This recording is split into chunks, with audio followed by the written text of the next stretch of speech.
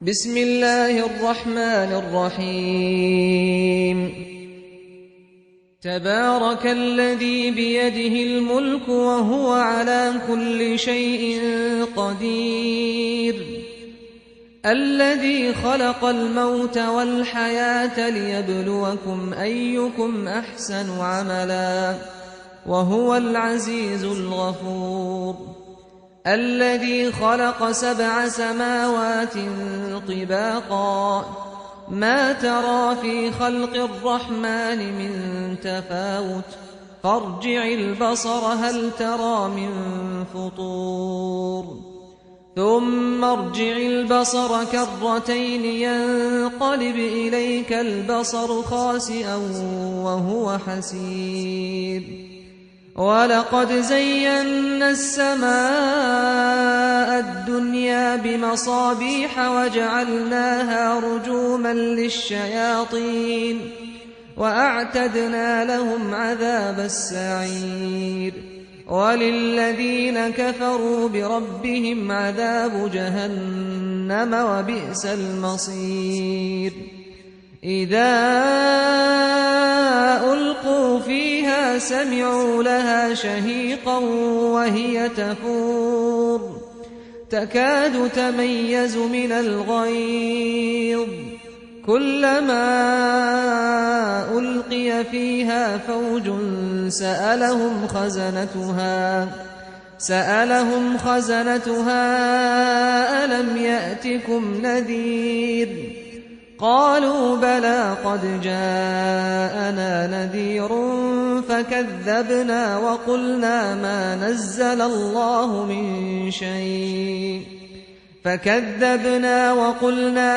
نزل الله من شيء إن أنتم إلا في ضلال كبير وقالوا لو كنا نسمع أو نعقل ما كنا في أصحاب السعير فاعترفوا بذنبهم فسحقا لأصحاب السعير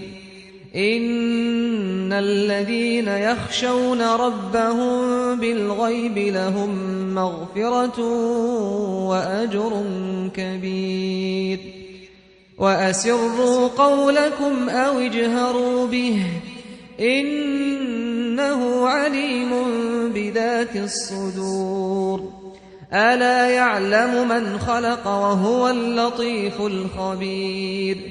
هو الذي جعل لكم الأرض ذلولا فامشوا في مناكبها وكلوا من رزقه وإليه النشور أأمنتم من في السماء أن يخسف بكم الأرض فإذا هي تمور أم أمنتم من في السماء أن يرسل عليكم حاصبا فستعلمون كيف نذير ولقد كذب الذين من قبلهم فكيف كان نكير أولم يروا إلى الطير فوقهم صافات ويقبضن ما يمسكهن إلا الرحمن إنه بكل شيء بصير أمن هذا الذي هو جند لكم ينصركم من دون الرحمن إن الكافرون إلا في غرور أمن هذا الذي يرزقكم إن أمسك رزقه بل لجوا في عتو ونفور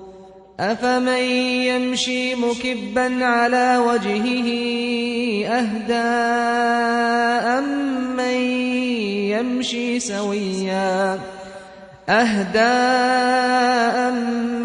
يمشي سويا على صراط مستقيم قل هو الذي أنشأكم وجعل لكم السمع والأبصار والأفئدة قليلا ما تشكرون قل هو الذي ذرأكم في الأرض وإليه تحشرون